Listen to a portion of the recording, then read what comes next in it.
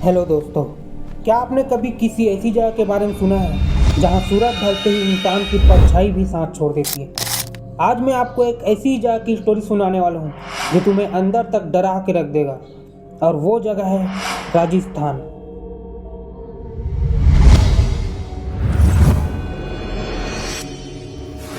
वीरों की धरती, किलों और कहानियों की जमीन, लेकिन इन रेगिस्तान की खामोशी के नीचे कुछ ऐसे रहस्य दबे हैं जिन्हें छेड़ना मौत को दावत देने के जैसा है। जैसलमेर से कुछ ही दूरी पर एक गांव है,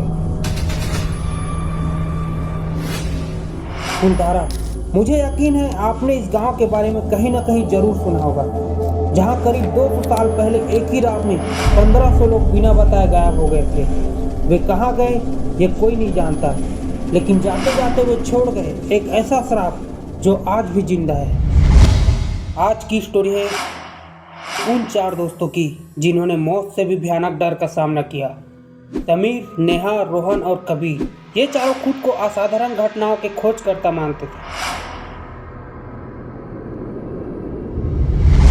डर उनके लिए सिर्फ एक शब्द था। उन्हें लगता था कि भूत, श्राप, आत्माएं बस एक कहानी है।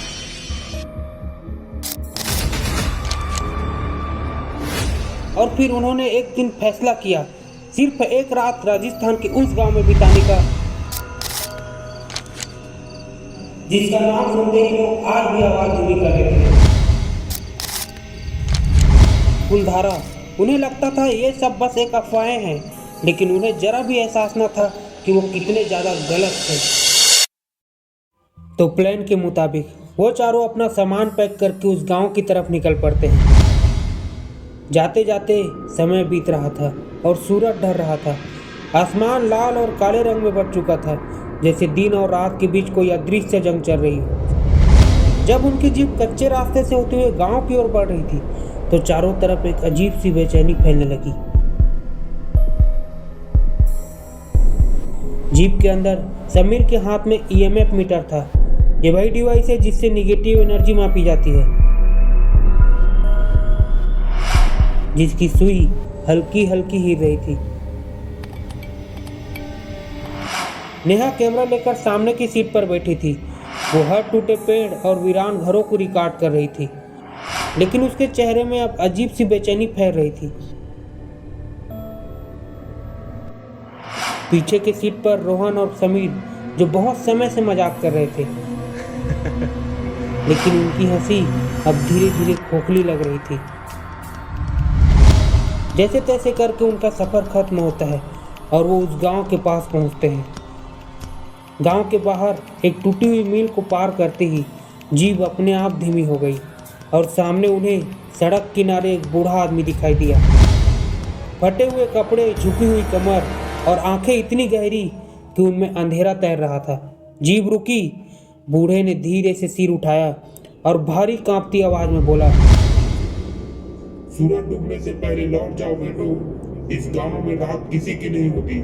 वो लोग मेहमानों को पसंद नहीं करते। उसकी उंगलियां कांपते हुए गांव की ओर उठी। उस बूढ़े को देखकर रोहन हंस पड़ा और हंसते हंसते कहा, बाबा, हम इस गांव में रिसर्च के लिए आए हैं। वो बूढ़ा और कुछ बोल पाता, इससे पहले कबीर ने जीप आगे बढ़ा दी और उन्होंने उस चेतावनी को अनदेखा कर दिया। जैसे ही जीप गांव में दाखिल हुई तो आसपास की दुनिया ही बदल गई। टूटे मकान जिनकी दीवारों पर काले धब्बे थे, सूनी गलियां जहां एक भी इंसान नहीं, ना कुत्ता, ना बच्चा, ना ही किसी घर से आती हुई रोशनी, और सबसे डरावनी चीज, खामोशी। इतनी गहरी खामोशी कि अपनी सांसों की आवाज भी चुभने लग जाए। तभी नेहा का कैमरा अचानक हिलने लगा। स्क्रीन पर लाइनें दौड़ने लगी। फोकस अपने आप बिगड़ गया। नेहा घबराते हुए बोली, अरे ये तो अभी ठीक था। वो कुछ समझ पाते उससे पहले समीर के हाथ में जो डिवाइस था वो तेजी से बजने लगा। सुई, जो अभी तक हरी लाइन में थी, धीरे धीरे पीली और फिर लाल।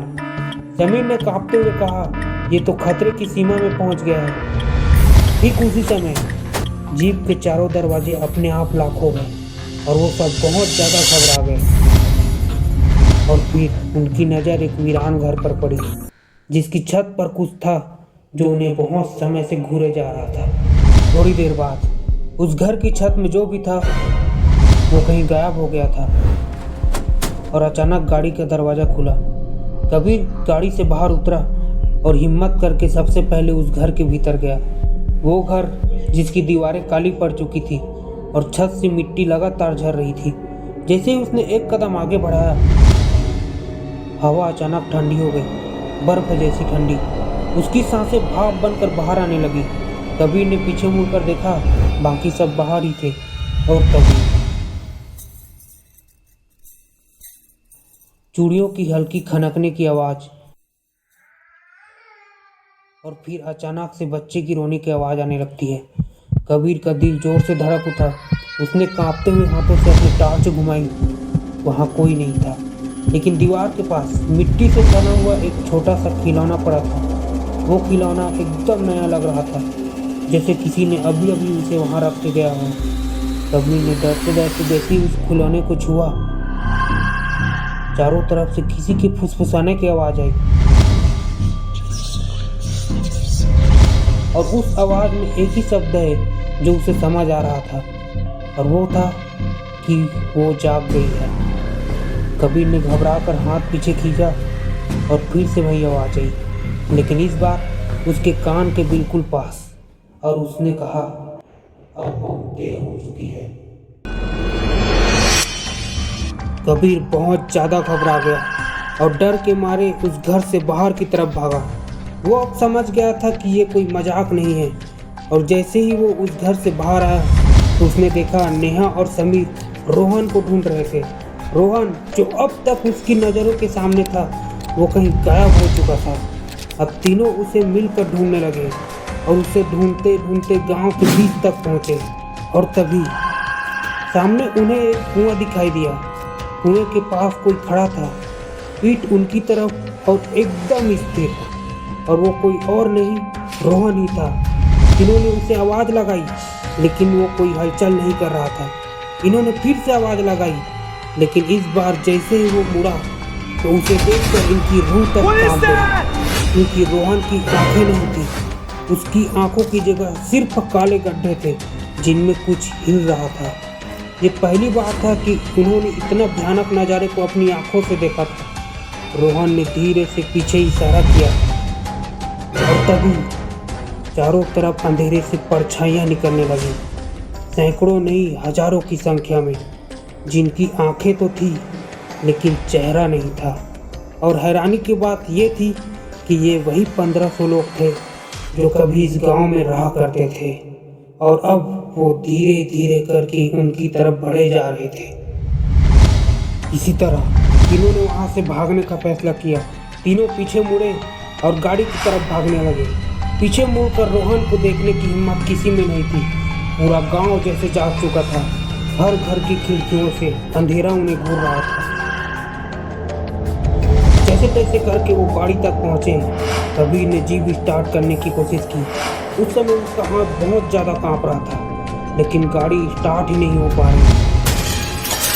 तभी पीछे से एक जोरदार आवाज़ आई, जैसे किसी ने बड़ा सा शीशा तोड़ दिया हो।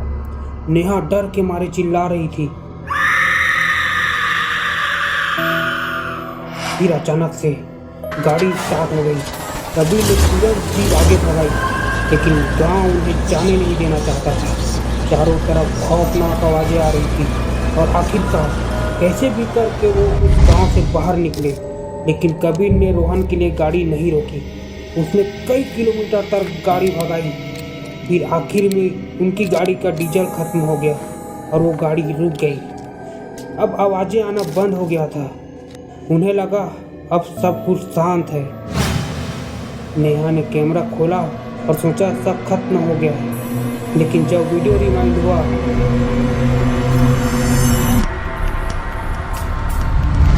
तो वहाँ उन्हें 3 नहीं 4 परछाइयाँ दिखी।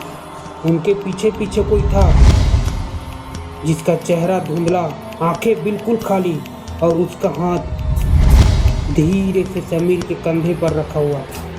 समीर कांपते हुए अपना कंधा देखा। वहाँ उंगलियों के निशान थे, काले, जैसे किसी ने वहाँ उंगलियों को जला दिया हो। ये देखकर सब डर के मारे चिल्लाने लगे और फिर अचानक तीनों बेहोश हो गए। अगली सुबह जब वो उठे तो तीनों हॉस्पिटल में थे। आज भी समीर के कंधे पर वो काला निशान मौजूद है। डॉक्टर इसका कारण नहीं बता पाया। समीर आज भी अकेला नहीं सोता और रोहन का क्या हुआ वो आज तक पता नहीं चल पाया।